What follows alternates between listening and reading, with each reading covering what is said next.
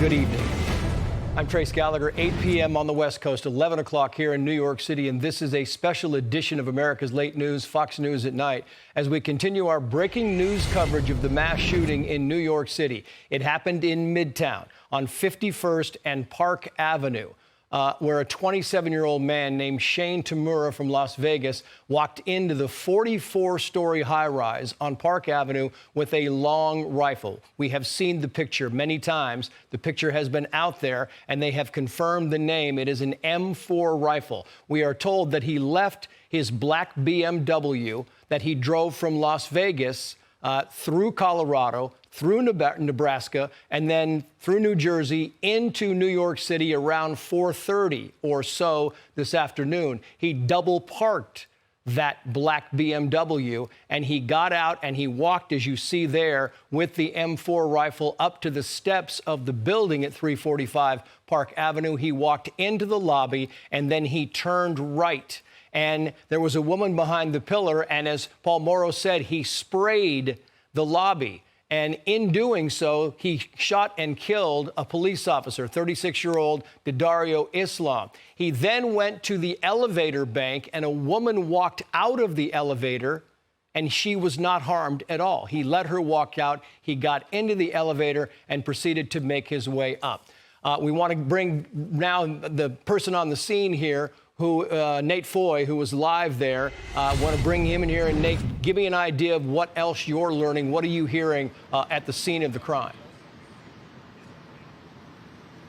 Well, Trace, it is still an active scene. The NYPD is leading it. You heard the FBI supporting as well as the ATF. But we knew going into that news conference that an NYPD officer had been killed. What we didn't know is who they were.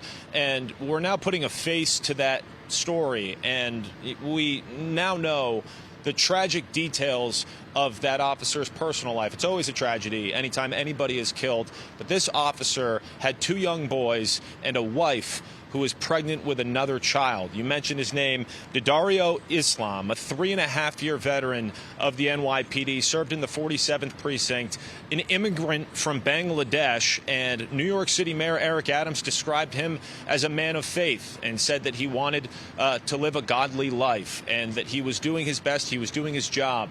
When at 6:28, this man, 27-year-old Shane Tamura, according to the NYPD, arrived in New York City. You mentioned after making a cross-country drive from Nevada, he got to New York City, double parked, got out of a BMW, walked in and shot that officer and killed him. And then also, as you mentioned, got into an elevator, shot someone else in the lobby, and then went up to the 43rd floor, which is a bit different than some of the preliminary reports. We initially thought that it was the 33rd floor, but you heard NYPD Commissioner Jessica Tisch say it's the 43rd floor, which is where Rudin Management is located, which is a real estate firm. BlackRock is in the same building as well as the NFL.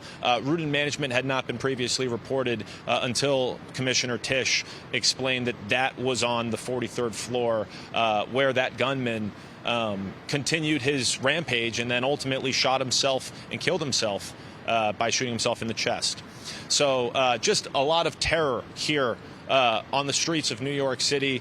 People so concerned, not only here still this late at night, but of course the people who were closer to the scene when it happened. I personally have been speaking with two people who are somewhat related to the scene. One person, her sister worked here and was getting a salad, came back from Sweet Green, and then saw people sprinting out of the building and then immediately ran to a subway station. And then I'm told by another personal contact that his daughter's friend works here, and she hid in a kitchen when she heard those shots, either on the first floor or on the 43rd floor.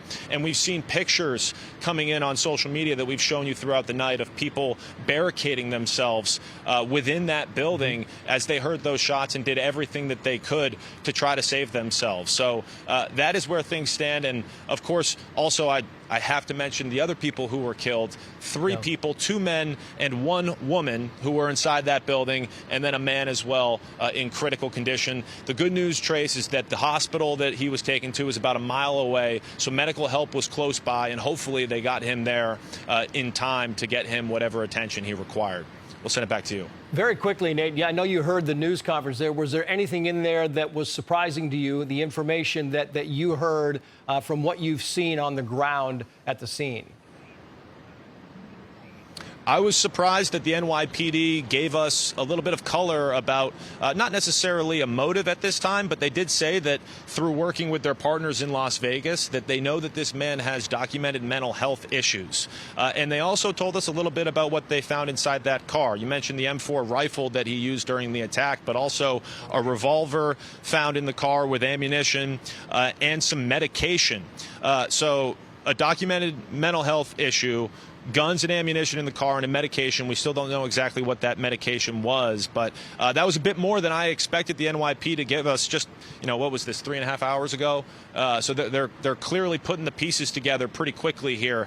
The initial focus, obviously, was getting everybody to the hospital and making sure that the building was secure and that there was no other threat. And now people and, as the prayers continue rolling in, are just trying to understand exactly why. It's a senseless crime, but trying to understand what was going through this person's mind who had those mental health issues to lead him to carry out such a horrific murder.